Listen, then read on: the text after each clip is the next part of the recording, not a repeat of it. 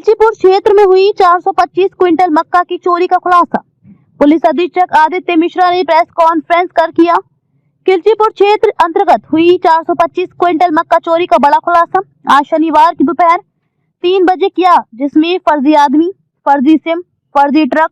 फर्जी फास्टैग, फर्जी ट्रांसपोर्टर, फर्जी बैंक खाते और फर्जी मोबाइल फोन के जरिए शातिराना तरीके से दिया था चोरी की घटना को अंजाम। 6 पुलिस टीम, 4100 किलोमीटर का सफर, 9 रातें और 575 सीसीटीवी कैमरा, टीम वर्क और लगातार कठिन मेहनत से आखिरकार आए शिकंजे में। दिनांक 21/12/2024 को जो हमारे खिलचीपुर के प्रकरण के निगरानी हैं ओम गुप्ता जी, उनके द्वारा एक शिकायत दर्ज कराई गई थी, जिसमें उनके द्वारा बताया गया था कि उनका एक मक्का का जो ट्रक है जिसमें करीबन 425 क्विंटल जो मक्का है, उन्होंने एक ट्रांसपोर्टर के माध्यम से उस ट्रक को हरियाणा भिजवाना था पानीपत, परंतु वो 2 दिन से ट्रक गायब है। और जब भी उनके द्वारा जिस नंबर जो ड्राइवर और वाहन मालिक ने नंबर दिया था उसे संपर्क करने का प्रयास किया जा रहा है, तो उस पर कोई जवाब नहीं मिल रहा है। प्रथम दृष्टि हमें लगा कि शायद कोई कम्युनिकेशन गैप हो सकता है, क्योंकि यदि ई-वे बिल और सभी चीज़ों के साथ यहाँ से निकला है ट्रक, तो संभवतः कभी कभी डिले हो जाता है। जब हमने उसकी तस्दीक करना शुरू की तो हमें पता चला कि ट्रक में जो मोबाइल फ़ोन या मोबाइल नंबर दिया गया था और जो व्हाट्सएप पे डिटेल शेयर किए गए थे वो फरियादी के मोबाइल से सब कुछ गायब थे। और फिर जब हमने चेक किया तो पता चला कि फरियादी को जो व्हाट्सएप पे डिटेल भेजे गए थे वो भेजने के 2 घंटे बाद ही डिलीट फॉर एवरीवन वाला जो फीचर होता है उसका इस्तेमाल करके सारे डिटेल वहाँ से गायब कर दिए गए थे। फिर जो फरियादी के द्वारा मोबाइल नंबर दिया गया था, जब हम उसकी तस्दीक करने के लिए राजस्थान में पहुँचे तो पता चला कि वो दोनों फ़ोन्स तो घटना के 2 दिन बाद से ही बंद हैं,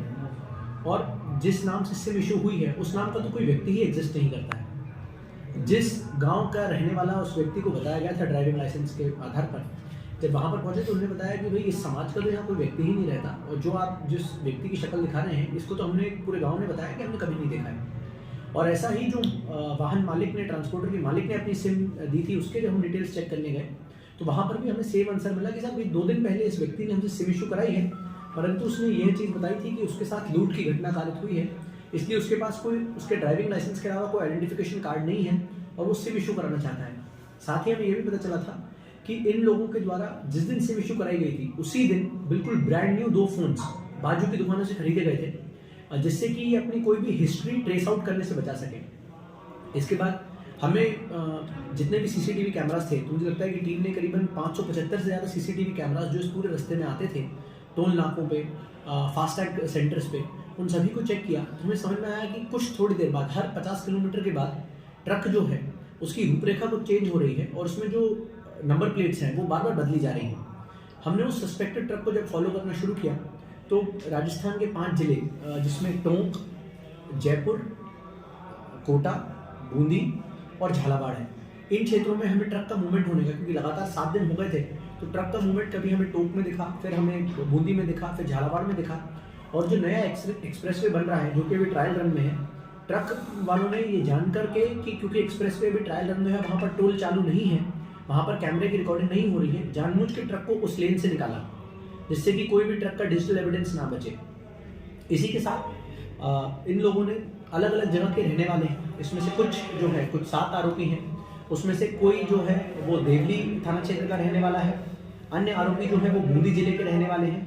कुछ आरोपी जो है वो हिंडोली जो थाना पड़ता है उसके रहने वाले हैं, और सभी ने करीबन, जो इन्होंने अभी तक हमारी पूछताछ में बताया है कि 1 दिसंबर 2024 से इन्होंने प्लान बनाया था कि इस प्रकार का कोई अगर ट्रांसपोर्टर का ट्रक मिलेगा तो इसको घटना कारित करनी है, और इसीलिए 1 दिसंबर के बाद से ही लगातार ये लोग इस तरह की प्लानिंग में थे। इसलिए इन्होंने पहले 12 दिसंबर को जाके पहली फर्जी सिम खरीदी, फिर 14 दिसंबर को जाके कोटा से दूसरी सिम खरीदी, और जो सिम भी खरीदी उनके बीच में भी अलग अलग शहरों से खरीदी। ये नहीं कि एक ही दुकान से सिम खरीदी गई हो। पहली फर्जी सिम तालेरा गांव से खरीदी गई, दूसरी सिम जो है फर्जी सिम वो कोटा राजस्थान से खरीदी गई, और उसके बाद वो सिम सिर्फ अपराध में उपयोग करी गई और किसी अन्य अपने परिचित से बात करने में उसका इस्तेमाल नहीं किया गया। मुझे लगता है कि जब इन लोग से पूछताछ में पता चला कि जब ये लोग पहले कई प्रकरणों में जेल में गए थे तब इनको ये समझ में आया था कि यदि हम अपने इस्तेमाली फ़ोन में कोई सिम डाल के इस्तेमाल करते हैं तो पुलिस को पकड़ने में आसानी रहती है। इसलिए इन्हें न केवल नई सिम परंतु नया फ़ोन भी इस्तेमाल करना स्टार्ट किया था इस पूरे प्रकरण में। और इसके बाद इन्होंने जो इनके फोन्स थे उसको डिस्पोज ऑफ करने के लिए जो रास्ते में ट्रॉले या ट्रक चलते हैं उसमें भी डालने का प्रयास किया था। और मुझे लगता है कि टीम ने कुल मिला के 4,500 किलोमीटर 4,100 किलोमीटर की पूरी हमारी 6 टीम्स ने जाके 5 जिलों में जब 19 तहसीलों में दबिश दी, उसके बाद हमें ये सफलता हासिल हुई है। मुझे लगता है कि इसमें टीम का बहुत ही ज़्यादा सराहनीय काम था, पर्टिकुलरली कीपिंग इन माइंड कि नववर्ष का समय था, हर व्यक्ति अपने परिवार के साथ नववर्ष मनाना चाहता है, परंतु टीम 9 से 10 दिन तक लगातार बाहर रही और तस्दीक करती रही। और इसमें फरियादी जो थे उन्होंने भी हमारा बहुत सहयोग किया, लगातार हमें जो चीज़ें की ज़रूरत पड़ रही थी उनका सहयोग किया, इन्फॉर्मेशन हमें प्रोवाइड करी। इसी के साथ पहला शक हमें भी हुआ था कि जो गोस्वामी नाम का ट्रेडर्स है, जिसने ट्रांसपोर्टर है, जिसने गाड़ी कराई थी, कि उसका तो कोई इन्वॉल्वमेंट नहीं है, परंतु जब उसकी भी हमने तस्दीक की तो पता चला कि उसका कोई इन्वॉल्वमेंट नहीं है। व्हाट्सएप ग्रुप्स के माध्यम से, जो ट्रांसपोर्टर के व्हाट्सएप ग्रुप्स होते हैं, उनके माध्यम से इन लोगों ने इनको संपर्क किया था। यहाँ पर जब आए थे तब यहाँ पर होटल लॉज जो है उसमें भी उन लोगों ने 2 दिन स्टे किया था और उसके बाद इन लोगों का प्रयास था कि ये गायब रहे। इसमें एक बहुत महत्वपूर्ण चीज़ जो हमारी पूछताछ में आई है कि इससे पहले आसाम में करीबन 5 से 6 ट्रक जो कोयला होता है उसका गबन कर चुके हैं ये लोग, और आज तक आसाम पुलिस भी शायद इनकी तस्दीक नहीं कर पाई है, क्योंकि ये जिस तरह का मोडस ऑपरेंडी अपनाते हैं कि उसमें कोई भी डिजिटल एविडेंस नहीं छोड़ते हैं। इसी के साथ हिमाचल प्रदेश में भी इन्होंने कई बार इस प्रकार की धान या मक्का जो रहती है या हिमाचल प्रदेश का जो प्रोड्यूस होता है फलों का, उसको ले गए हैं और वो कभी आज तक एंड तक नहीं पहुँचा है।